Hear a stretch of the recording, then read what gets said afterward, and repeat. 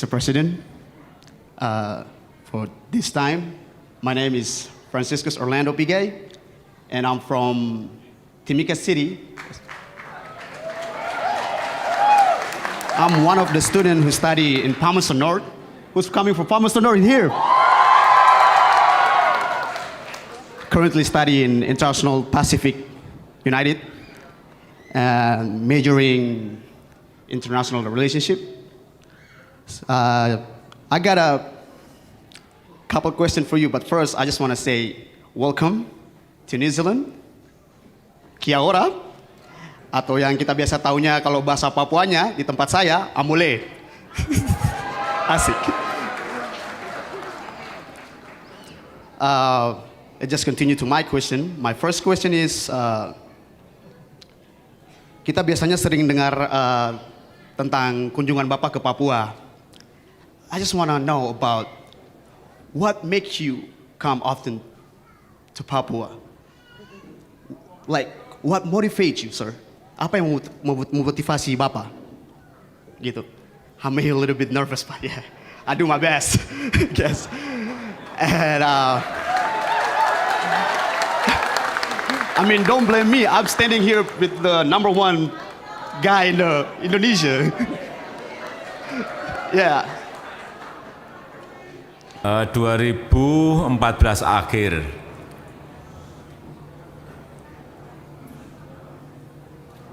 satu setengah bulan setelah saya dilantik, saya langsung terbang ke Papua.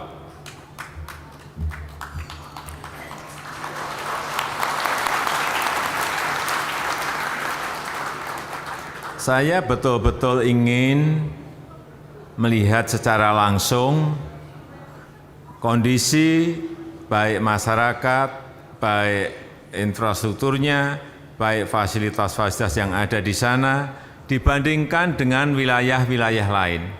Karena dari studi yang dilakukan oleh Bappenas, memang Indonesia bagian timur ini lama di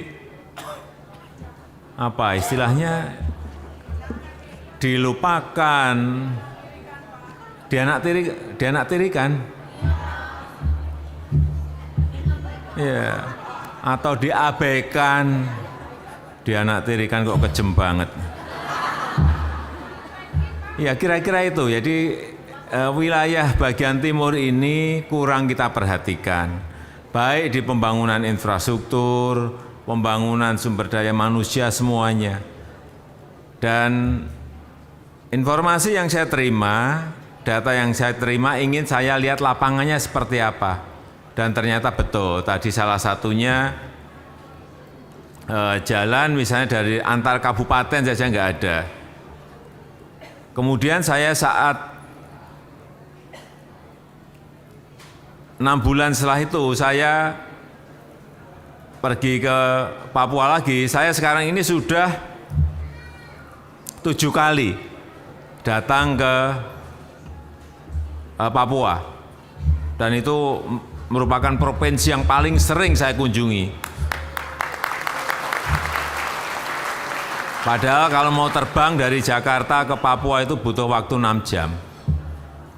Tapi ya memang ini adalah wilayah Negara Kesatuan Republik Indonesia yang memang harus kita perhatikan. Saat saya di Papua, saya pengen sekali ke kabupaten yang namanya Duga. Karena ada informasi yang datang ke saya, Pak, Bapak datang ke Duga, Bapak nanti akan kaget. Loh kenapa kaget? Ya Bapak pergi saja. Terus saya minta, saya perintah saat itu, saya mau ke Duga. Saya mau ke Kabupaten Duga. Oleh Kapolri, oleh Panglima, saat itu saya tidak diperbolehkan, Bapak jangan ke sana. Karena itu daerah berbahaya. Daerah rawan, daerah yang paling rawan. Saya sampaikan saat itu, saya ingat betul. Saya nggak mau tahu, saya perintah pada Panglima dan Kapolri, saya nggak mau tahu. Pokoknya 2 hari lagi saya akan ke Duga. Urusan keamanan itu urusanmu.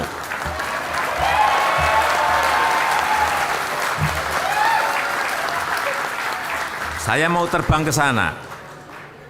Betul, saya terbang ke sana naik helikopter, karena memang nggak ada jalan daratnya. Saya naik heli. Saya ke Jayapura, dari Jayapura ke Wamena, dari Wamena baru naik heli ke Nduga.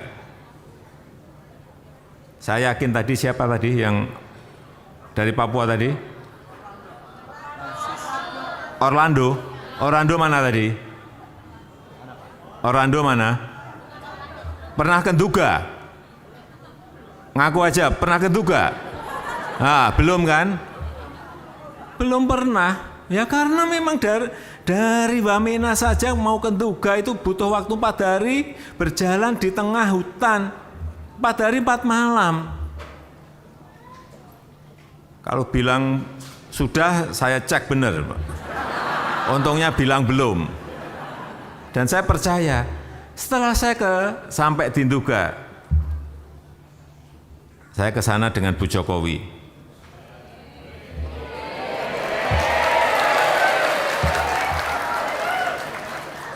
Naik heli. Begitu turun di Nduga, ketemu Bupati, Pak Bupati. Saya melihat itu di kotanya. Kantor kabupaten ada di situ. Saya lihat kok nggak ada orang, satu orang pun.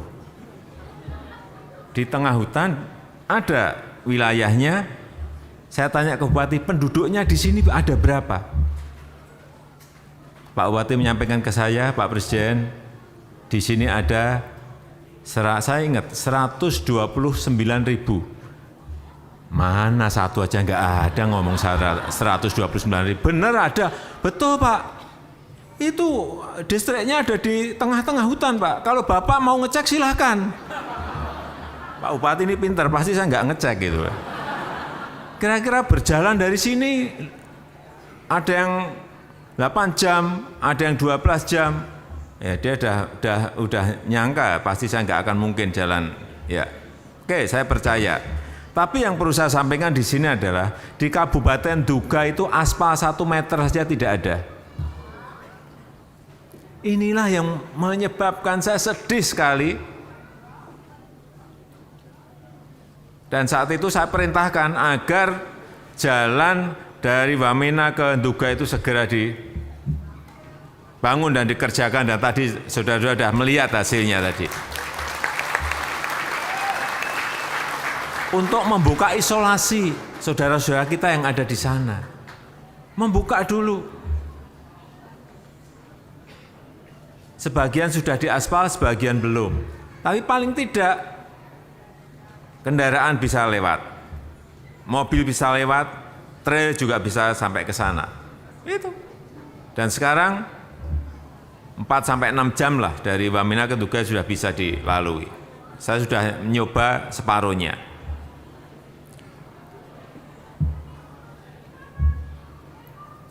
Saya itu juga saya minta ke Pak Bupati, Pak Bupati ini benar ada 129.000 enggak sih penduduk yang ada di sini?